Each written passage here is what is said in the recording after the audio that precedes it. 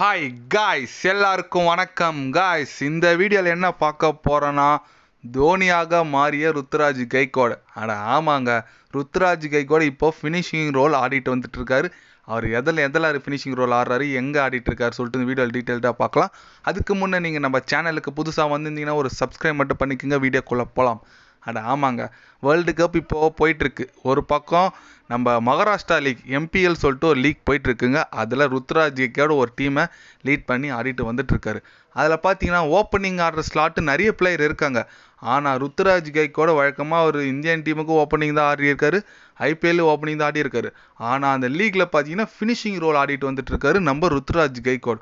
அதுவும் finishing role எப்படி ஆடுவார், அவர் ரொம்ப ஆவலாக இருந்தோம். ஆனால் மேட்ச் நான் பார்த்தேங்க, சூப்பரானாருங்க நம்ம ருத்ராஜ் கைக்வாட். ஃபினிஷிங் ரோல்னால் எப்படி ஆடணுன்னு சொல்லிட்டு எக்ஸாம்பிள் காட்டினாருங்க. ஏன்னா வழக்கமாக தோனி தான் ஃபினிஷிங் ரோல் சென்னை அணியில் ஆடிட்டு வந்துட்டு இருந்தார், தோனி, ஜடேஜா அப்படின்னு சொல்லிட்டு. ஆனால் நம்ம ருத்ராஜ் கைக்வாட் அந்த டொமஸ்டிக் லீக்ல எம்பிஎல் ஆடினார் பாருங்க, சூப்பராக ஆடினாருங்க. சொல்லப்போனால் அடுத்த ஆண்டே ஒரு ஃபினிஷிங் ரோல் கூட வரலாம் போகுது, அந்தளவுக்கு செம்மையாக ஆடிட்டுருக்காரு. மேட்ச்சுக்கு ஏற்ற மாதிரி ஆடுறானுங்க. ஃபஸ்ட்டு கொஞ்சம் விக்கெட் மலைன்னு வீழ்ந்த உடனே தள்ளி ஆடினார். லாஸ்ட்டில் சூப்பராக அது ரெடியாக ஆடி கொடுத்துட்டு போயிரு. ஒரு 10 பால் 25, இப்போ 20 பாலுக்கு 50 சொல்லிட்டு சூப்பராக ஆடுறாரு நம்ம ருத்ராஜ் கைக்வாட். பயங்கர ஃபார்மில் இருக்கார். அவர் ஏன் தான் வேர்ல்டு கப்பில் ஒன்று கூட எடுக்கலன்னு ஒரு வருத்தம் தான் எல்லாருக்கும் இருக்கும். கண்டிப்பாக சென்னை ரசிகர்களுக்கு முக்கியமாக இருக்கும். ஏன்னா நல்ல லீடிங் ரன் ஸ்கோரர், டாப் 2ல் இருக்கார், ஐபிஎல் லீடிங் ரன் ஸ்கோரராக இருக்கார். ஆனால் அவரை வேர்ல்டு கப்பில் எடுக்கல. இருந்தாலும் ரொம்ப வருத்தமாக இருக்குது.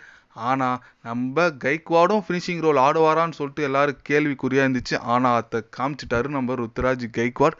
அந்தளவுக்கு சூப்பர் ரோல் ஆடுறாரு எம்பிஎல்ல.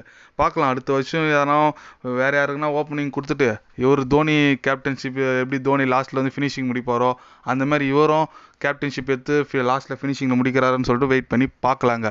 அது மட்டும் இல்லாமல் நம்ம பையங்க பத்திரனா ஸ்ரீலங்கா அணிக்கோசரம் வேர்ல்டு கப் ஆடிட்டு வந்துட்டுருக்காரு.